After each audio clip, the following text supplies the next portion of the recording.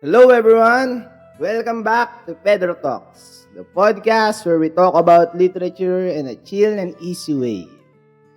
I'm your host, Migo, and today we're gonna talk about one of the most important literature in Filipino history, Noli Me Tangere by Dr. Jose Rizal.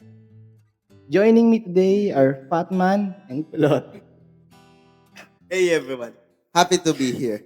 I'm excited to talk about this novel because it's deep but super meaningful. Hi everyone, Top here. Noli Me Tangere really opened my eyes to what Filipinos really experienced during Spanish era. All right, let's start. Fatman, can you tell us what is Noli Me Tangere all about? Sure, the novel. Oh, kumano ka? Direct. Sure, the novel follows Crisostomo Ibarra, a Filipino who comes back from the Philippines after studying in Europe. He wants to help his hometown by building a school, but face corruption, abuse, and injustice from Spanish government. Nice summary. Kulot, which character stood out the most? Um, for me, it's yes. He represents the idea that real change sometimes need a sacrifice. While Ibarra believes in peaceful reform, Elias believes that fighting oppression might be the only one solution for the happening issue. That's a good point. How about Maria Clara? What does she symbolize? Maria Clara symbolized the Filipino religious and obedient but also powerless. Her tragic fate shows how society controlled women, especially under the influence of church. Yeah, and her relationship with Ibarra also show how love can be affected by social and political issues. Let's talk about villains for a bit. Padre Damaso, thoughts? For me, he's honestly frustrating. He represents the abusive friars who use religion to control people. Rizal used his character to expose hypocrisy. Ah? Wow, what is it called? Hypocrisy. Hypocrisy. Hypocrisy in the church. Exactly. Is one of the reasons why Ibarra's plan failed. So, if you were given a chance to play a role from Noli Me Tangere, who would you play and why?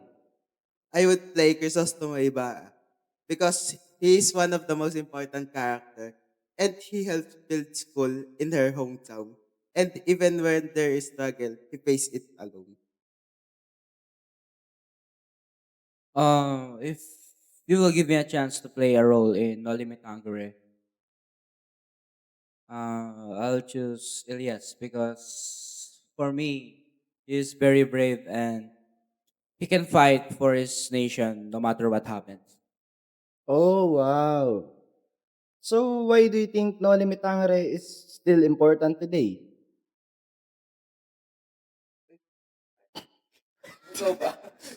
Yeah. He will speak first.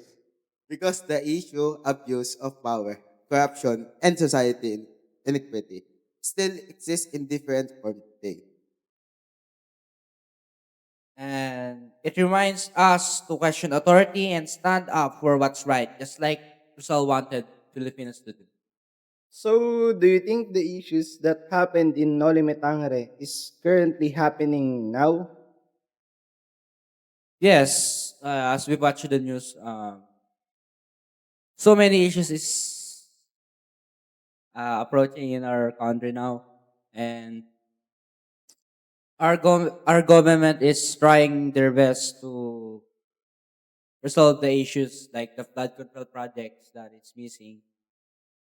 And if you compare the issues happening in Noli Me Tangere and in this present time in our generation, you can you can see that they are very similar and it's hard to face it. But as when when we have people that they're that so that very honest and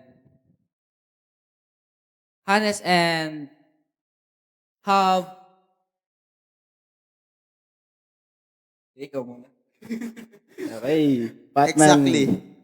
Just he said, the government is trying to rewrite the issues happening in Nolimitang here, like corruption, the controlling government, and the policy of women in the church. As I said, as I said, if you compare the issues happening in Noli Me Tangere and in this present time, you can see the similarities like the missing flood controls, the present issues, yung nabawalan ka ba ng bayan, ganyan. Mahirap harapin yon. But as long as we have brave people na matapat sa ating bayan, we can face it. If we have teamwork and work as a Filipino citizens. Yes, nice. Well said. Any final thoughts? Yes, Nolimitang here is just not a novel. It's a wake-up call. Agreed. It teaches us history and help us understand our identity as Filipino people. That wraps up for today's episode of Pedro Talks. Thanks to Fatman and Kulot. And thank you to everyone listening. If you enjoyed this episode, stay tuned in the next time. Stay curious and keep reading. Bye guys. Bye-bye. Thank you.